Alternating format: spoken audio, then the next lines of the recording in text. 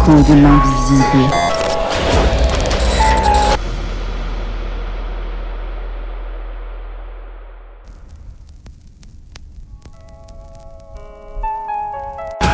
Bonjour et bienvenue à tous dans cette toute nouvelle émission où on parle de paranormal.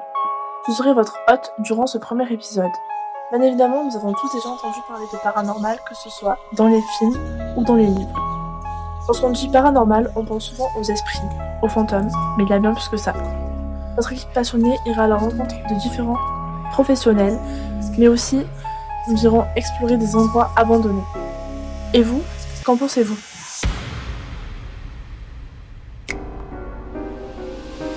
Les paranormal, c'est tout ce qui n'est pas normal en fait, tout ce qui ne correspond pas à la réalité.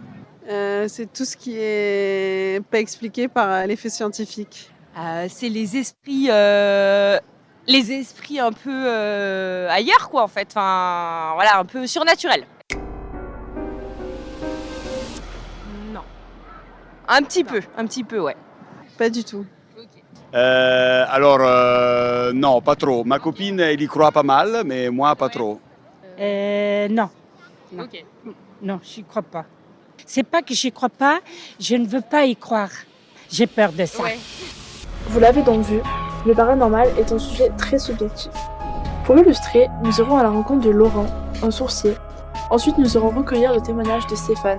Et pour terminer, nous irons explorer un endroit rempli d'histoire. Donc ce qui est important dans tout ça, c'est qu'il faut faire la relation entre les forces cosmiques et telluriques, de manière à obtenir un équilibre dit parfait, même si ce n'est pas évident de le trouver. Il faut savoir qu'il y a des forces donc telluriques, qui sont des forces qui sont schématiquement, on va les orienter vers le bas, et cosmiques, qui sont orientées vers le haut. Nous vivons tous dans cette dimension qui est celle de la matière. Il faut savoir aussi qu'il y a d'autres dimensions qui sont en dessous, qu'on va catégoriser comme étant le bas astral, et au-dessus qui sont le haut astral. Il faut savoir qu'à chaque fois qu'on va sortir de notre dimension, on n'est plus dans la normalité, plus dans la matière, donc on peut parler de paranormal. Eh bien là, je vais vous parler un peu d'énergie. Ou plus précisément, quand on parle d'énergie, on va parler de taux vibratoire. Donc le taux vibratoire, c'est quelque chose qui est c'est représenté par une valeur, souvent entre 0 et 10 000. Donc dans notre ressenti, on va retrouver ce qu'on appelle les énergies positives et négatives. Alors tout ça, c'est par rapport à notre propre taux vibratoire. Si on est en présence d'énergie supérieure à notre propre taux vibratoire, on va ressentir une augmentation de notre couche d'aura, donc forcément plus de ressenti. À l'inverse, lorsque le taux vibratoire ou l'énergie est négative, là, dans ce cas-là, forcément, on va avoir notre aura qui va être restreinte, donc on va se sentir oppressé et par conséquent mal. Et donc tout ça, ça va engendrer des forces sur nous qui vont être plutôt embêtantes ou contraignantes. Et bien voilà, nous sommes dans la nature. Pourquoi dans la nature ? Parce qu'ici on a un exemple concret de ce que l'on appelle un rond de sorcière. Un rond de sorcière, c'est assimilé à une cheminée cosmotellurique. Ce qu'il faut comprendre, c'est qu'un rond de sorcière se situe sur le réseau Hartmann. Si je place mes baguettes comme ceci face à cette énergie tellurique, que l'on peut aussi détecter à l'aide d'un pendule, ou que l'on peut détecter avec son propre corps. Bien ici on est sur la mesure de cette cheminée. Cette planche sert à quantifier l'énergie montante et descendante que l'on va avoir à cet endroit précis. Là on a des rotations droites. À 9 secondes, on part dans l'autre sens. Donc là, on voit bien qu'il y a des transitions. Lorsque l'énergie va monter, on a à peu près 15 secondes. Et sur la rotation gauche, on redescend quasiment à 45 secondes. Donc on peut dire que sur cette cheminée cosmotellurique, on a plus d'effets négatifs que de positifs. Donc par conséquent, on appellera ça une cheminée cosmotellurique dite négative. Merci à Laurent de nous avoir partagé sa passion et de nous avoir expliqué son savoir. Être sourcier, ce n'est pas seulement de détecter les bonnes et mauvaises énergies, mais c'est aussi aider les personnes vivantes ou mortes. Et maintenant, si je vous parlais de pratique par la force de penser avec Stéphane. Une fois, mon filleul, qui bricolait sur un quad, je me souviens. Et comme beaucoup de jeunes adolescents, parfois les pensées sont un peu stupides. Et comme ce quad ne démarrait pas, il a voulu voir si c'était bien l'essence qu'il y avait dedans. Donc il a vidangé le réservoir, il l'a mis dans un bidon et il a pris un briquet pour allumer ce bidon, pour voir si c'était bien l'essence. Et tout d'un coup, le bidon s'est enflammé, il était dans un garage. Et par peur, il a lancé loin de lui le bidon et l'essence s'est propagée malheureusement sur son visage, sur son bras, et il a été brûlé au 2e degré, à la limite du 3e degré. Son oreille, je me souviens, avait commencé à fondre. Moi, j'étais bien sûr loin de là, et tout de suite ses parents m'ont appelé pour me dire « Est-ce que tu peux faire quelque chose ?» Donc il a été lui emmené directement à l'hôpital des Grands Brûlés, à Paris, et pour essayer de diminuer ses souffrances. Donc je leur ai dit, écoutez, envoyez-moi une photo. Et donc, pour la première fois, je le faisais sur une photo, parce que ma grand-mère m'avait dit que c'était possible aussi. Et j'ai essayé de le lui faire, et j'ai eu le retour que, incroyablement, il n'a pas eu besoin de morphine.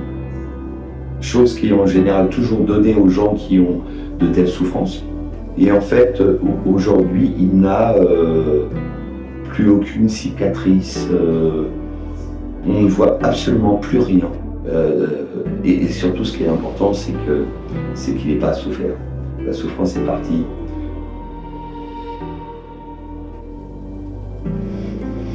Alors, je vais donner mon point de vue, d'accord ? On sait que tout est matière.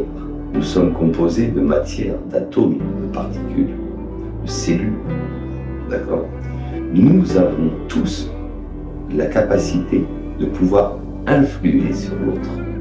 Puisque la matière, l'air est composé de matière, l'eau est composée de matière, notre corps est composé de matière, pourquoi est-ce que nous ne pourrions pas, justement, aller cette matière qui fait du mal à l'autre et d'aller la capter, d'aller la chercher.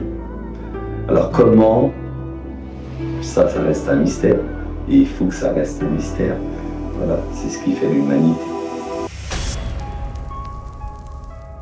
Merci pour cet intéressant témoignage. C'est fou comment un coupeur de feu peut soulager les sensations de brûlure. Et pour terminer ce numéro, avez-vous déjà entendu parler de la légende de la reine Jeanne de Naples? Notre équipe s'est rendue sur place pour explorer les lieux. Nous nous retrouvons ici, sur les ruines d'un village qui aurait été maudit par une malédiction autrefois. Mais pourquoi? Reprenons du début. Nous sommes au XIVe siècle. Jeanne de Naples naît vers 1326 avec une jambe plus courte que l'autre. On chuchote déjà que la petite Jeanne porte la marque de l'enfer. Plus tard, elle est mariée à l'âge de 9 ans à André de Hongrie. À 17 ans, elle héritera du royaume de Naples ainsi que du comté de Provence. Peu après, son mari a été retrouvé mort, éventré. La légende veut qu'il aurait été assassiné par Jeanne, possédée par le diable. 2 ans plus tard, Louis de Hongrie voulut venger son frère André. Pour cela, il envahit Naples et la reine n'eut d'autre choix que de s'exiler dans un château en Provence. Une veille de Noël, Jeanne se rendit à la messe dans un village voisin. Elle entendit des voix lui dire « La regina en vena de la messa troverà la messa ». Ces voix la hantant, elle décida de quitter l'église en pleine cérémonie religieuse. Les fidèles pensèrent donc que la reine avait le diable dans la tête. En arrivant au château, Jeanne retrouva comme prédit la table mise. Certains disent qu'elle retrouva ses enfants poignardés et égorgés, mais une autre version, plus gore, dit que lorsque Jeanne rentrait au château, la reine ayant froid et faim mangea le plat confectionné spécialement pour elle. Pendant qu'elle mangeait, elle croqua dans un morceau plus dur que les autres, cassant sa dent. Elle la recracha dans sa main. Elle découvrit dans sa paume dents et un petit pendentif doré que Jeanne reconnut tout de suite. Un cri de douleur se fit entendre dans tout le château. La reine comprit qu'elle venait de manger ses enfants. Enfants qui ont été découpés, démembrés et rôtis avant d'être servis. La légende veut que ce soit Louis de Hongrie qui aurait tué les enfants, les fruits du diable. Après s'être rendu compte d'avoir mangé ses propres enfants, Jeanne fuit son village. Et le maudit de cette phrase. Oroca, Roquina, un giorno vendrà che sus litio si mascanterà pluga galina, magistolets et estagers et ota, useus, sadiagers. Depuis ce jour, le village eut le droit à une invasion de sauterelles, une épidémie de peste, puis à une série de tremblements de terre qui a fait fuir de peur le restant d'habitants. À l'heure d'aujourd'hui, il ne reste que des ruines sur lesquelles on peut apercevoir de temps en temps quelques éperviers. Wow, quelle histoire! Comme vous l'avez compris, le paranormal est bien plus vaste que ce que l'on pense. Donc, que vous soyez amateur ou simplement curieux, Écho de l'invisible est fait pour vous.